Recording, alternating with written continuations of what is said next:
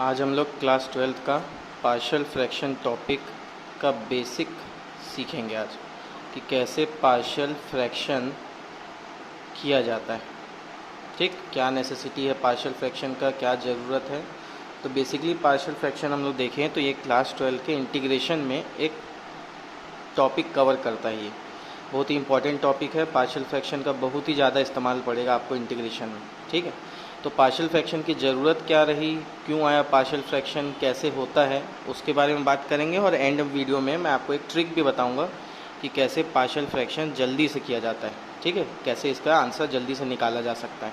ठीक, तो partial fraction की ज़रूरत क्यों पड़ी, तो मान लीजिए ऐसा कोई हमारे पास टर्म रहता 1/x-1 प्लस 1/x-2। ऐसा बचपन में मान लो हम लोग फ्रैक्शन को ऐसे ऐड करना सीखे थे 11th 12th या 9th 10th के लेवल पे, जैसा भी आपने ये सीखा था। तो इसको कैसे करते थे आप, एलसीएम के लिए इसको ऐसे ऐसे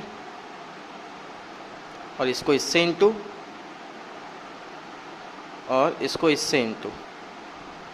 तो जब इसको सॉल्व करते थे फाइनली तो 2x-3 अपॉन नीचे में ये ब्रैकेट वैसे का वैसा ही, यानी आपके पास दो फ्रैक्शन दिया रहता था, उस दो फ्रैक्शन को तोड़ करके या उस दो फ्रैक्शन को एलसीएम ले करके आप ऐसे कन्वर्ट कर देते थे। तो ये होता था नॉर्मल प्रोसीजर जो हम लोग 10th 11th तक सीखते आए थे कि ऐसा दो फ्रैक्शन दिया रहता था तो उससे ये बना देते थे। अब क्या होता है कि पार्शियल फ्रैक्शन में आपको ये टर्म दिया रहेगा, ये ऐसा पूरा फ्रैक्शन दिया रहेगा, ऊपर में कुछ नंबर्स रहेंगे, नीचे में ब्रैकेट्स रहेंगे। इस ब्रैकेट से आपको वापस से ये दो फ्रैक्शन में उसको कन्वर्ट करना है, इस ब्रैकेट से वापस से उसको दो फ्रैक्शन में कन्वर्ट करना है। ठीक, तो कैसे ये होता है, कैसे करते हैं, उसके पहले एक लॉन्ग कट प्रोसेस को देख लेते हैं। उसके बाद क्या क्विक इसके पैटर्न्स होते हैं और उसके बाद फिर कुछ शॉर्टकट्स। ठीक है, जैसे कि मान लीजिए आपके पास कोई भी सवाल रहे, कोई भी सवाल रहे, कहने का सेंस ये है कि मान लीजिए आपके पास सवाल है, मान लीजिए आपके पास सवाल है ऐसा कुछ 1/x+1 और x+2, ऐसा कोई सवाल, और इसका पार्शियल फ्रैक्शन आपको करने बोला गया।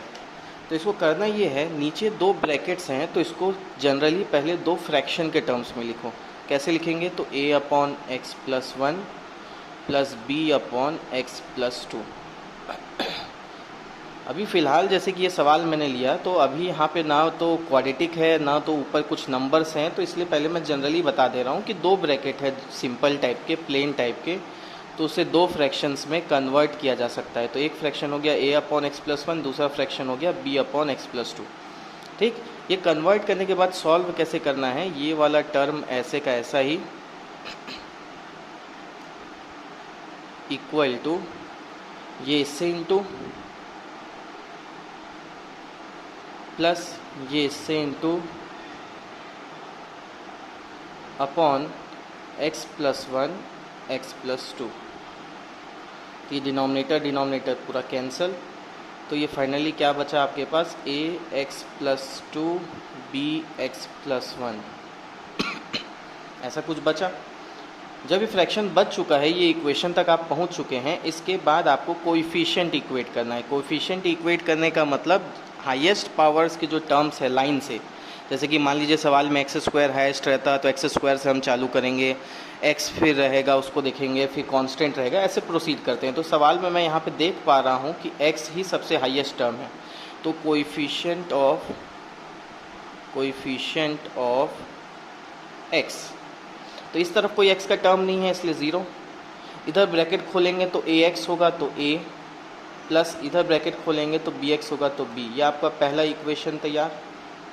दूसरा, कोएफिशिएंट ऑफ x हो चुका है, उसका जो लोवेस्ट पावर होता है वो x³ पावर 0, मतलब बेसिकली उसको कांस्टेंट टर्म ही बोलते हैं। तो कोएफिशिएंट ऑफ कांस्टेंट टर्म मतलब जिसमें x ना रहे, तो 1 इक्वल टू ब्रैकेट खोलेंगे तो 2a, इधर ब्रैकेट खोलेंगे तो b, ऐसा। अब ये दो इक्वेशन को आपको सॉल्व करना है। तो आपने एलिमिनेशन मेथड सीखा है, और भी मेथड्स आपको पता है 12th क्लास तक पहुंचते तक, तो आप इसको सब्स्टिट्यूशन या एलिमिनेशन से सॉल्व कर सकते हैं।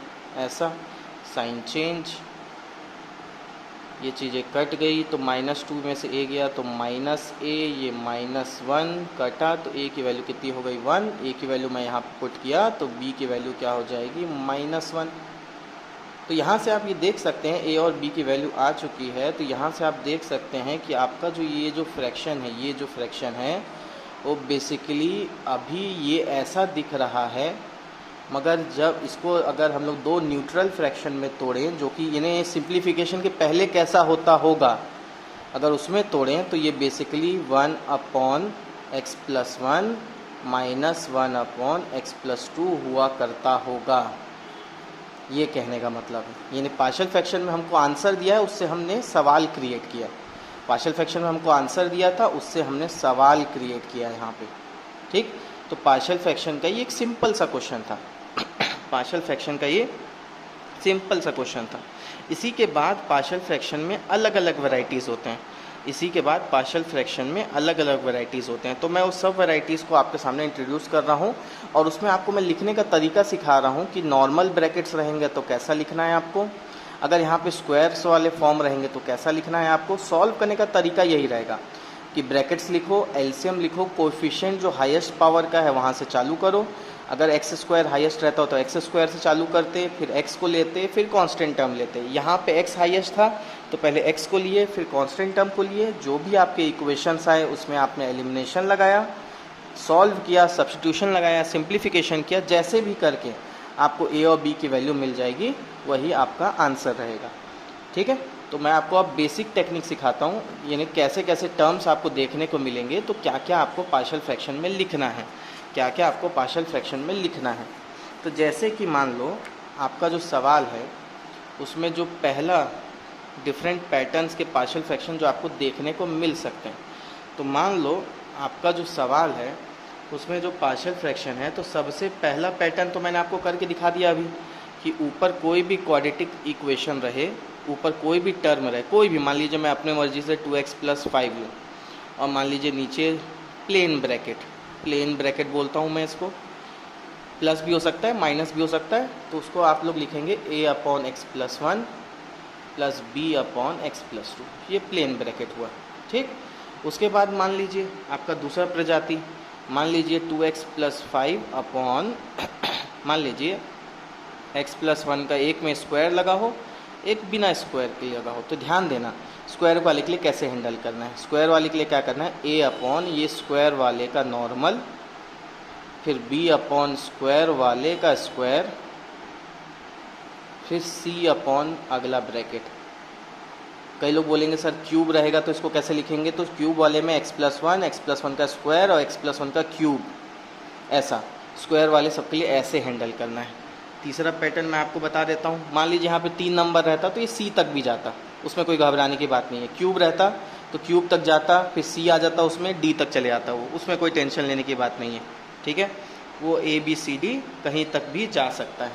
मान लीजिए ऊपर में नॉर्मली ऐसा ही है और नीचे मान लीजिए x² + 2 और मान लीजिए एक ठो प्लेन ब्रैकेट है, तो इसमें कैसे जाएगा। तो ये जो देखिए प्लेन वाले को पहले मैं a दे देता हूँ, ABC आप इधर उधर ले सकते हैं, उसमें अंतर नहीं होगा आपके आंसर में। प्लस ये जो क्वाड्रेटिक है इसको कैसे लिखना है आपको, a पे ये ख़त्म हुआ, क्वाड्रेटिक वाले के लिए आपको लिखना है bx + c/x² + 2, ऐसा लिखना है बच्चों। हमेशा कोई भी क्वाड्रेटिक रहेगा, चाहे ये प्लस में रहे या माइनस में, ये प्लस साइन के साथ ही ऊपर में लिखाता है bx + c। ठीक, फोर्थ वाला अगर मैं दे देता हूँ, चलो इसको टफ करते हैं, पर कितने लेवल तक लेके चलते हैं। एक प्लेन ले लेता हूँ, ठीक है, एक स्क्वायर ले लेता हूँ और एक क्वाड्रेटिक ले लेता हूँ। यानी सोचने वाला कहाँ तक सोच सकता है, एक क्वाड्रेटिक ले लेता हूँ। ठीक, तो प्लेन वाले के लिए ये, स्क्वायर वाले के लिए देखो, एक बार स्क्वायर वाले के लिए नॉर्मल, फिर स्क्वायर वाले का स्क्वायर वाला टर्म। ये ख़त्म कहाँ पे हुआ है, सी पे, अगला वाला है क्वाड्रेटिक, तो उसको कहाँ तक लेके जाऊँगा, dx + e x² + 5, ऐसा कुछ पार्शियल फ्रैक्शन के एकदम एक्सट्रीम तक लेके गया हूँ एकदम एक्सट्रीम तक लेकर के गया हूँ। इससे ज़्यादा सोचने वाला क्या सोचेगा। ठीक है, तो ऐसे कर करके फिर उसके बाद आपको जैसे एलसीएम लेते हो वैसे ही एलसीएम लेना, कोफिशिएंट को इक्वेट करना, कोएफिशिएंट को इक्वेट करना, ठीक, और फिर ए बी सी की वैल्यू आप निकाल लेना, उसके द्वारा भी आप सॉल्व कर सकते हो डायरेक्टली, ठीक। एक ट्रिक इसमें बनता है बच्चों, इस वाले पैटर्न के लिए एक ट्रिक बनता है, बाकी सब पैटर्न को आपको नॉर्मली सॉल्व करना पड़ेगा। इस वाले पैटर्न के लिए ट्रिक ये बनता है कि मान लो मेरे पास क्वेश्चन आया कि इसी का ही पार्शियल फ्रैक्शन करना है आपको, 2x + 5 अपॉन x + 1 x + 2। तो नॉर्मल प्रोसीजर से हर बच्चा कर लेगा, नॉर्मल प्रोसीजर से हर बच्चा कर लेगा। तो उसी प्रोसीजर में आपको अगर स्मूथ बनना है, जल्दी सॉल्व करना है, ट्रिक लाने हैं, तो कैसे आप सॉल्व करेंगे। तो देखो भाई, a का कोफिशिएंट मेरे को निकालना है और a के नीचे क्या है, x + 1। तो x + 1 को 0 से इक्वल करो, तो x की वैल्यू +1 उधर गया तो -1। इस -1 को x के जगह पे रखो। ध्यान ये रखना, जिस ब्रैकेट के लिए, जिस टर्म के लिए आप निकाल रहे हो उसमें मत रखना वैल्यू, बाकी सब जगह x के रख देना, ऐसा कुछ। तो कितना हो जाएगा ये, -2 + 5 अपॉन 1 मतलब हो जाएगा 3 अपॉन 1 मतलब 3 हो जाएगा, मतलब a की वैल्यू क्या हो जाएगी, 3 हो जाएगी। बोले सर b के लिए कैसे निकालूं, तो नीचे क्या है x + 2, तो x + 2 को 0 से इक्वल कर दिए, x की वैल्यू क्या हो जाएगी, -2। तो जिस ब्रैकेट के लिए निकाल रहे हो उसको मत, उसमें मत रखना, भूल जाओ उसको। तो 2 + 5 अपॉन -2 + 1 तो हो जाएगा -4 + 5 अपॉन -1, तो ये हो जाएगा 1 अपॉन -1, जो कि बेसिकली किसके इक्वल, -1 के इक्वल। तो b की वैल्यू क्या हो जाएगी आपकी, -1। ऐसा a और b निकल जाएगा आपका। यानी आपको एग्ज़ाम में जल्दी से स्मूथली करना है तो a और b की वैल्यू आप ऐसे निकाल सकते हो। एलसीएम प्रोसेस से जो लंबा होता था प्रोसेस, उसी के बदले आप इसको भी यूज़ कर सकते हैं, ठीक है। तो कैसे किए, नीचे वाले डिनोमिनेटर को 0 से इक्वल किए, तो ये किसके नीचे है, a के नीचे। तो जिस ब्रैकेट से निकाले, x + 1 के लिए निकाले, तो उसमें नहीं रखना है, बाकी सब जगह रखना है। x + 2 के लिए निकालना था, x + 2 के लिए तो उसको 0 से इक्वल किया, x की वैल्यू जो भी आई उसको उसमें नहीं रखना है, बाकी सब में रखना है, वहाँ से b की वैल्यू आ गई। तो इससे आपका a और b निकल गया, ठीक। तो इस तरीके से पार्शियल फ्रैक्शन आप हैंडल कर सकते हो। इतने टाइप के ही पार्शियल फ्रैक्शन देखने को मिलेंगे आपको जनरली, ठीक है। ठीक है, चलिए मिलते हैं अगले वीडियो में।